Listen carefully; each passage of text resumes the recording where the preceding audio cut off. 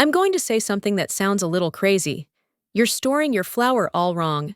You bought a new bag of flour and immediately tucked it away in the pantry, right? The pantry is pretty much the worst place for it.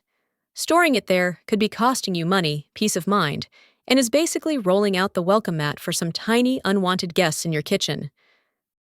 I know, it sounds completely backward, but I'm going to show you exactly why.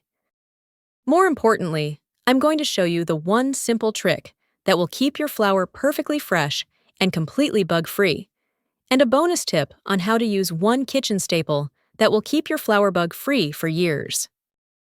Let's start with a truth that's a little unsettling.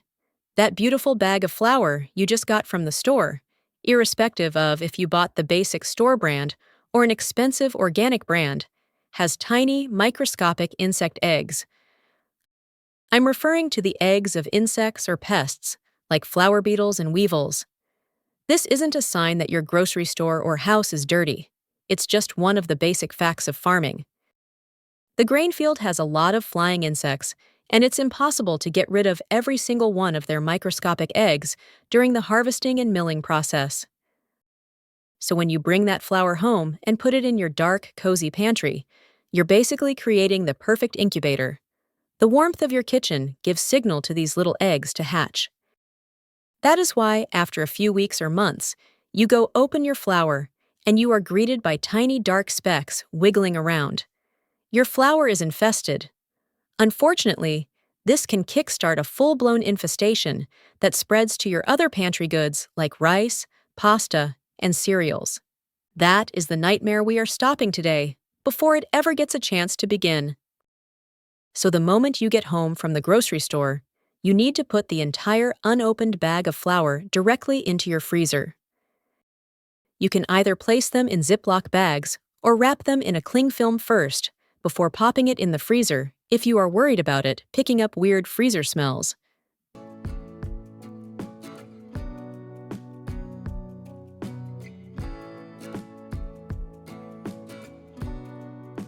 You need to leave it in the freezer for at least 3 to 5 days.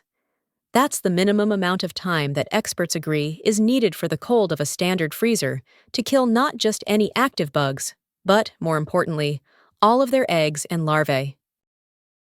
The intense cold completely neutralizes the pests you can't see. The freezer stops them permanently, whereas a refrigerator might only slow them down. This single step makes all the difference. A flour in the freezer can stay up to 2 years, whereas in the pantry, it lasts maybe 3 to 6 months before it risks going bad or getting buggy. If you're enjoying this video and will love to see more helpful tips like this, please hit the subscribe button and the notification bell so that you don't miss anything I upload. And also hit the like button. It's a free way of supporting us. I know you will enjoy being here with all the helpful tips I will be uploading. After the freezing time is up, you cannot just take the flour from the freezer and immediately rip it open. Doing that can ruin your flour. You have to let it sit on your counter to gently come back to room temperature before you open it. If you open it immediately, the warm air in your kitchen will hit the cold flour and create moisture. And we all know that moisture is flour's #1 enemy. It leads to clumps, can give it a musty, gross smell, and creates the perfect breeding ground for mold. So, just take the bag out of the freezer and leave it on your counter for a few hours, or even overnight. Let it slowly warm up while it's still sealed. This keeps it perfectly dry and powdery. Once your flour is fully back to room temperature, it's time to store it. The paper bag it came in is not meant for long-term storage. It is porous, so it lets in moisture, odors, and any new pests that may be wandering in your kitchen. You need to transfer the flour into a truly airtight container.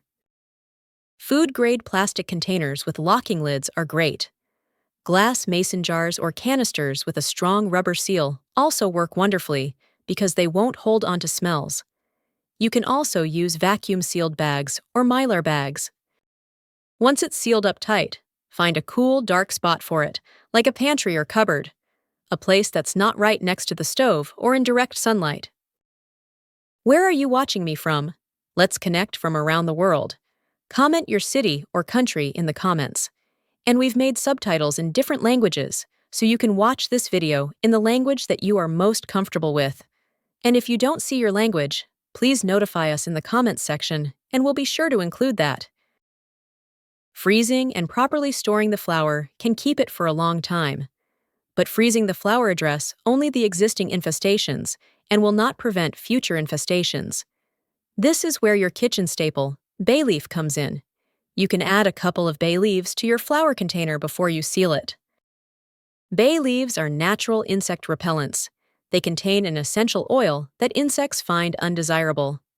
So by placing bay leaves in containers of flour, you create a barrier that discourages insects from entering and infesting your food.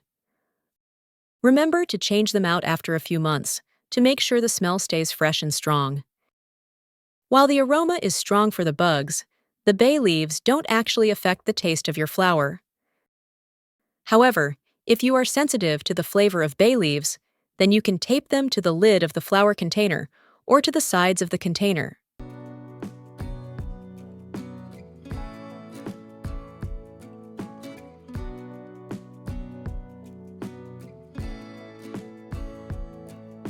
Note that it is generally not recommended to mix old and new flour, especially if the old flour is past its best-by date or has been stored improperly. Mixing old and new flour can introduce stale or rancid flavors and may lead to a less desirable outcome in your baked goods, so always use older flours before opening new bags. If these hacks just blew your mind, imagine what other kitchen secrets you're missing out on. Hit that subscribe button and ring the bell. We're always sharing practical tips that actually work and save you time, money, and a ton of frustration. So the next time you bring a bag of flour home, you know exactly what to do. Put your flour in the freezer. It's the single best thing you can do to keep it fresh and pest-free. You'll thank yourself and me later. Thanks for watching, and I'll see you in the next video.